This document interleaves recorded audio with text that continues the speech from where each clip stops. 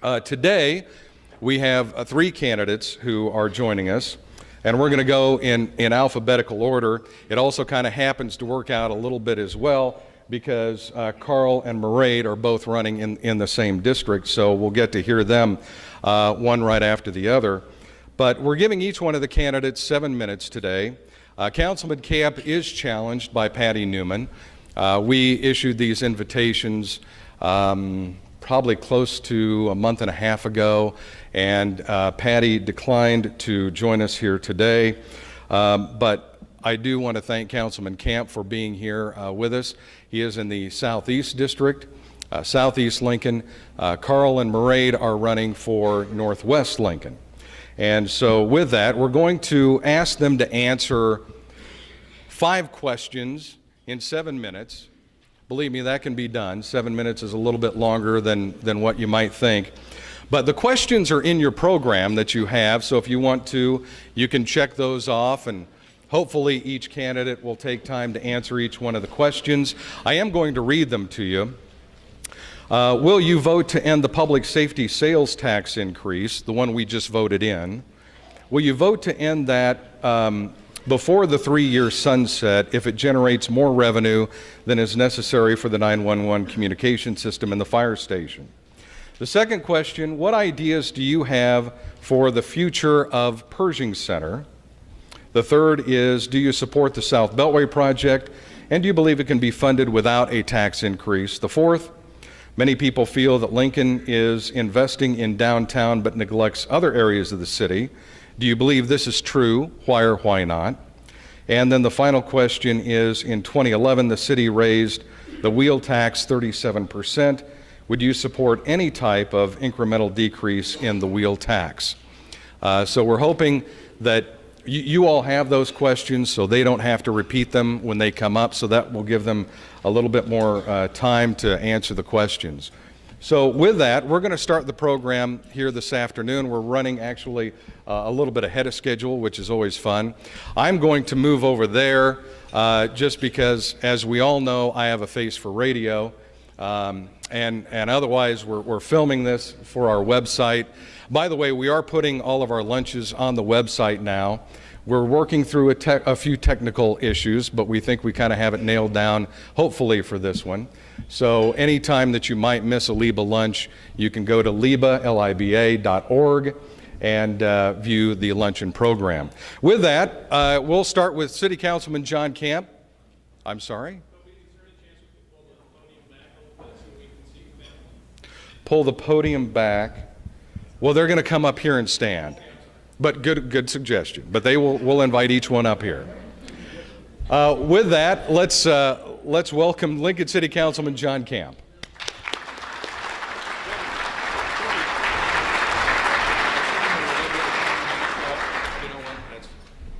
That's one good question. Kaylee is going to time. Everyone has 7 minutes. She will lift up the 2-minute card when you have 2 minutes left. And she will lift up the 1-minute card when you have 1 minute left. And she will lift up the stop sign when it's time to sit down. With that, you haven't started John's time yet, have you? Okay, because I could filibuster a little longer if you have. No, I'm just kidding. Councilman Camp. Well, good afternoon. I'm John Camp, and I'm running for re-election to the Lincoln City Council. I think a lot of you here know me. If you don't, there is a table captain at every table who does, and he or she will lobby on my behalf. So, okay. I always like to start presentations out with a quotation, and Will Rogers was one of my favorites. Always had a good quote for every occasion. And he once said, and I quote, "There's no trick to being a humorist when you have the whole government working for you." So. Well, what I'd like to do is first tell you a little bit about me, and then we're going to go through those 5 questions, and then I'll tell you some more about me. So why should you vote for John Camp for City Council? I'm up for re-election. I've had the privilege, and I'm very grateful for the privilege, of serving Lincoln for many years. I think there are 3 major reasons why it's important that I get re-elected to the City Council. One, I bring a unique background to the City Council. with both my experience in business, private business, all my life, my legal background, and my experience in the council. I know where the rocks are and I know what's under them. Secondly, I've had the experience with fiscal responsibility, knowing how to deal with budgets. We've had some extreme challenges over the years, and I think I bring to that the fiscal responsibility. And third is vision. You know, look what's happened to Lincoln in the last decade. Isn't it remarkable? We're on a roll, folks, but we've got a lot more to do, and we'll get into that in a little bit. And then the third thing is using that vision. Now, as I go through the questions with you, I want you to keep in mind that when I answer or evaluate any question for the City Council, I utilize 3 core principles, and they're quite straightforward. Number 1, common sense. Number 2, be fiscally responsible. And number 3, do the best thing for Lincoln. It's really what it boils down to. Okay, let's go through these questions. There are 5 questions in front of you. You have them. The Cliff's Notes answers are yes, yes, I have ideas, yes, with 2 qualifications, no, yes, and yes. Okay?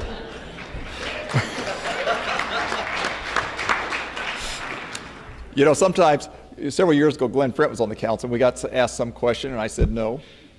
And Glenn sat there and says, everyone paused, and John, aren't you going to say more? You always do. So, okay. First question on public safety. Yes, when we meet the accomplished goal of raising that $35 million, or whatever it does take, to do the 911 radio system, to relocate those 4 fire stations, or 2, and add 2 new ones, and do that all-important Southeast Lincoln substation for the police department, I will be right at the front to shut down the tax. We don't have to go 3 years, but there's a promise that quarter-cent sales tax will not go any longer than 3 years. Mission defined, mission accomplished, we shut it down. And I might note too, I was privileged to be on the Public Safety Committee that went through a full analysis, just like you would do in business world, of a needs analysis, alternatives, and how to finance it. And I will be fortunate to serve on the committee that will oversee all of this. The second item deals with Pershing. What I have said, in fact, I said this many years ago, as we approached the Pinnacle Bank Arena situation, I said we should have earmarked $25 million in that project for the evaluation or the transition, if you will, of Pershing. We didn't do that. And that's a big ticket item. But I think it's a 2-step answer for you on Pershing. Number 1, it is located between the state government and the federal government. We should do a quick analysis and see, is there a need for Pershing's property and or building that can facilitate those 2 governmental entities? I think it needs to be a quick decision and get it behind us. If not, we need to demolish the building and get it ready for private development. Now, actually, it's never been on the tax rolls, but I'd like to get it on the tax rolls because I don't know if you're aware of this, about 42% of Lincoln is not on the tax rolls. And all that does is puts more stress on the other 58% to pay for all of our services that you direct your property tax toward. Third question is the most important of these 5, the South Beltway. When I came on City Council, that was the number 1 project. It still is.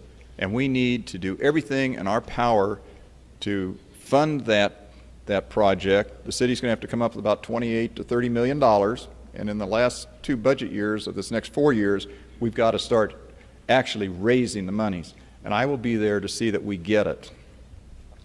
But that South Beltway is so critical because Highway 2 is one of the most dangerous roads in the state of Nebraska, and that lies right through the heart of the area I represent in Lincoln, and I will guarantee to you we're going to get the South Beltway done.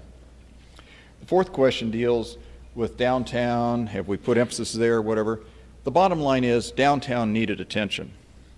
But we've given it the attention. So now let's look to the other parts of Lincoln. Again, in Southeast Lincoln, we're doing that with the sales tax. We're getting finally that substation for the police that we've needed forever. We're getting the relocation of 2 fire stations that'll help all the city, plus 2 new ones in Southeast Lincoln. And then we're going to be looking at the South Beltway. But we also need to look at Northeast Lincoln. We've got the 33rd and Cornerstone Highway intersection or crossing. So we've got other needs. And so what I'd say is in the next near term, we need to focus on those and on infrastructure. The last question deals with the sales tax, the wheel tax, the 37% increase. Would I support an incremental decrease? You know, first, we've got to use the wheel tax for what it was intended. Let's not dilute it. Let's do our roads. Thank you. You know, and this is a challenge we have with a lot of city funds. If they're earmarked for streets and roads, let's spend them for that. Let's not dilute them on other areas. So the time is running close here. 7 minutes goes quickly. But I'd like to end again and just mention to you that I bring the message that I think embodies.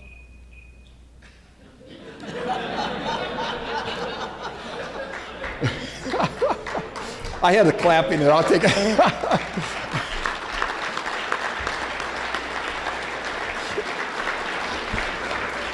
I think LIBA learned at its last luncheon with candidates, you need to let us know. Thank you for the privilege of serving Lincoln, and I look forward to having another 4 years to serve you and all of Lincoln. Thank you. Please help me welcome up to the podium Lincoln City Councilman Carl Eskridge.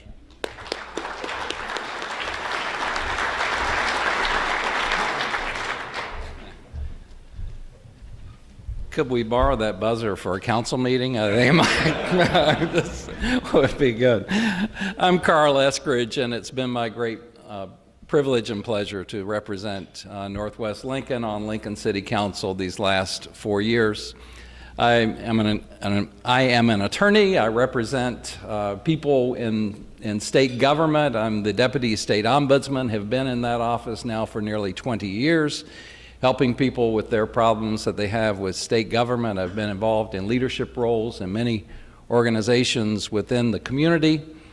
And I brought those two skills, both in problem solving and in community leadership, consensus building, to the role of City Council and have utilized those skills these last 4 years. So leadership has been something that I've been involved in. Right away, 3 months on council, the chair of the Internal Liquor Committee, Jane Snyder, passed away, and I assumed that job and responsibility and still serve as chair of the only committee of City Council. And we've had a lot of issues related to liquor in the community, particularly relative to the rail yard and our first entertainment district in the state. Also then, 18 months after joining council, then I became chair and served for 18 months as chair of council. So there's been a lot of leadership opportunities, serving the community. Two particular areas of interest where I've worked on have worked with the neighborhood issues. There are about 15 different core neighborhoods that are part of Northwest Lincoln, and I've tried to help be responsive to them and to their needs, and all of them are different. Also have realized that District 4 really is the economic engine that drives this community. So I've been involved and responsive to the needs of businesses, whether large or small, within our community. Now, looking ahead for hopefully serving another 4 years, the Northwest District of Lincoln has been served by 4 different people over the last 16 years. John Camp's been there all 16 years, as has Jonathan Cook in Southwest Lincoln. So I think some consistency in terms of leadership is important to serving the needs of this area. And so what I would hope to do is, first of all, focus on infrastructure needs. We all hear about the need for roads. And it's important also to look at fiber and other infrastructure needs. Was on a committee looking at stormwater concerns as well as water supply issues. All of those kinds of infrastructure issues are vital to a growing community. Also continuing to address the needs of neighborhoods. On May the 12th, the Lincoln Vital Signs 2 will be released, and we'll learn more about what needs this community is experiencing. Then on June the 30th, the LPED, the Lincoln Partnership in Economic Development, the Angelou and Associates, they will present their findings in terms of what the economy needs in Lincoln to really boost us forward into a new generation and era. And I think what they're going to tell us is that we need to focus on employees, and certainly you and your businesses know the needs for employees, and particularly for trained employees.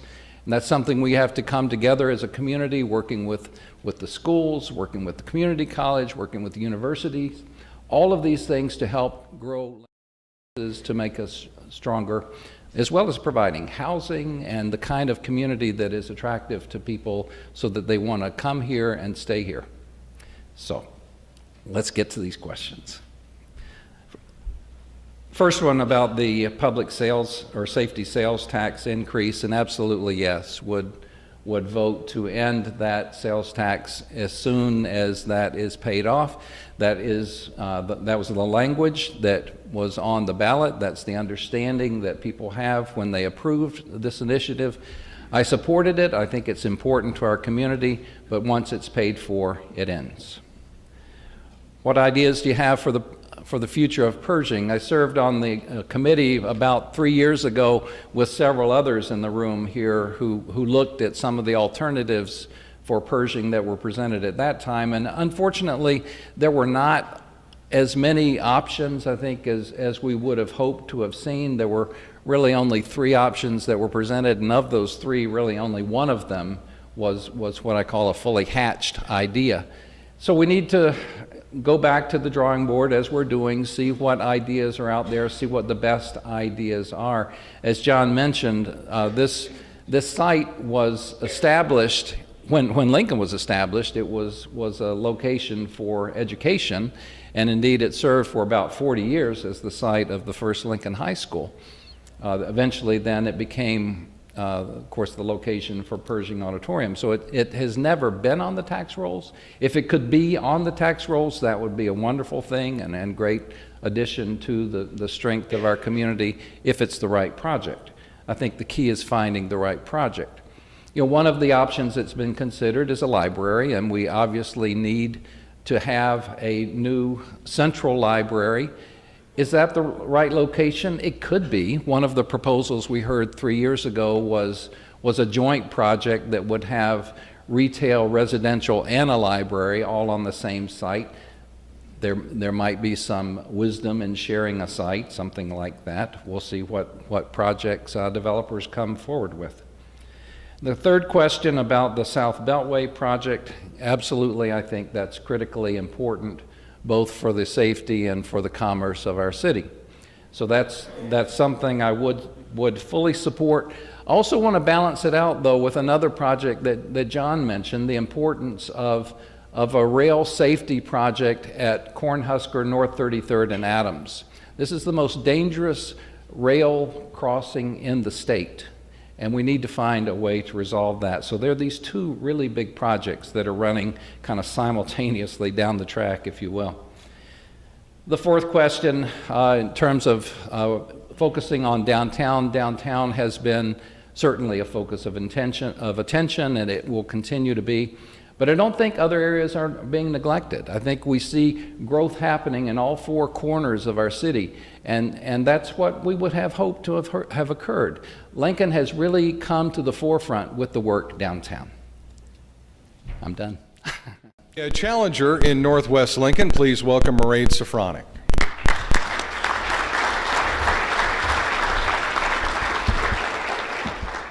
Thank you all so much for having me here today. I am a first-time candidate, so I will start by telling you a little bit about myself.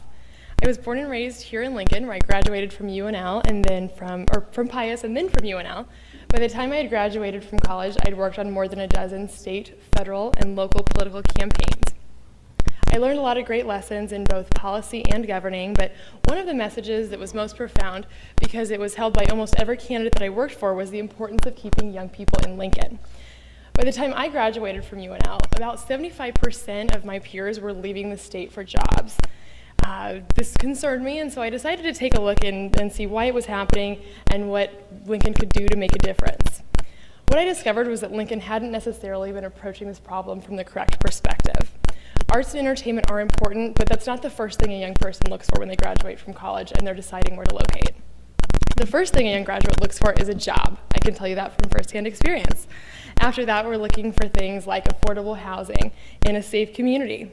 The bottom line that I'm getting at is that what's good for young people is what's good for families. It's good for communities and neighborhoods. This has been reinforced by walking door to door throughout the district and by discussing the issues with people my age who are still here. I've used this principle to shape my priorities and policy positions, and so with that in mind, I will go into the questions and try to get to as many of them as I can. First of all, I would vote to end the sales tax increase as early as possible. Simple answer. After that, I am been talking a lot about Pershing, looking into a lot of different things that we could do with it. Most importantly, I think it should be sold and placed back on the tax rolls. After that, I've been looking into things like a digital library, some kind of grocery or market. It is a historical landmark, and a lot of people have told me they'd like to see it preserved, and so I would be in favor of that. Third, the South Beltway. Absolutely. This is something I hear from a lot of young people, believe it or not. Lincoln has grown, but our infrastructure hasn't necessarily grown with it, and I'm very much in support of building the South Beltway. Let's see. Downtown. This is a great question because when I go door to door, the number one thing I hear from people who I speak with is that they're so frustrated that all of their tax dollars are being spent downtown and they feel like neighborhoods have been neglected. I would 100% be in favor of investing in neighborhoods and building those kind of communities. One perfect example is South Downtown, which is in my district. It's been an incredible development, and it's gone really well. And so those are the kinds of things that I would like to see Lincoln invest in. Let's see. And finally, the wheel tax. Wheel taxes have gone up very quickly over the last 4 years, as you know. We're decreasing them is a goal to work towards, but right now the top priority is focusing our attention on getting the current infrastructure in better condition. I do want to close by talking a little bit about why I'm running and why I really do believe that you should care about attracting and retaining young people to the city. I'm going to start with telling you a story about my college roommate, Sierra. She was a sales and marketing major, and she was really good at what she did. Our senior year, she spent the entire year traveling the country, being recruited by different firms. By the end of the year, she had dozens of job offers, but not one of them came from in the state. She would have loved to stay in Lincoln, but she ended up accepting a position in Florida at a tech sales firm in Florida, where she makes $100,000 a year her first year out of college. On the other hand, I just went to a going away party for a close friend who graduated from UNL, got a great job, and spent the first year out of college working here, trying to start his life as a young professional. After his first year, he was so frustrated that he quit his job and moved to Denver, Colorado, without a job, without prospects, or a place to live. But he felt so strongly about the thriving and energizing community Denver has built for the young professional community that he was willing to take a massive risk. I could spend all day telling you stories about my friends and why they left, but now I get to talk to them about how much they look forward to coming back to Lincoln to settle down and raise their families.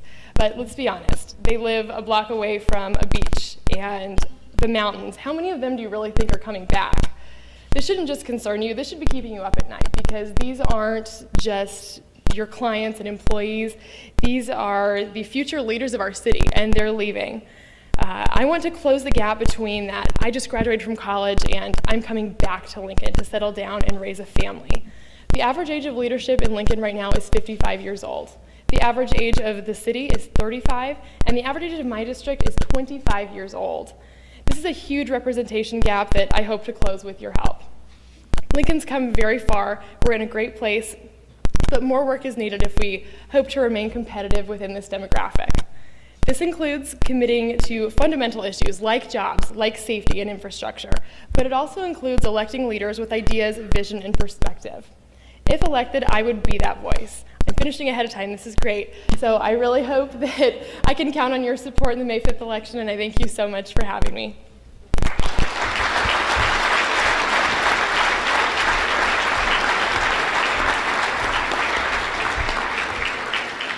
And again, thanks to all three candidates for running.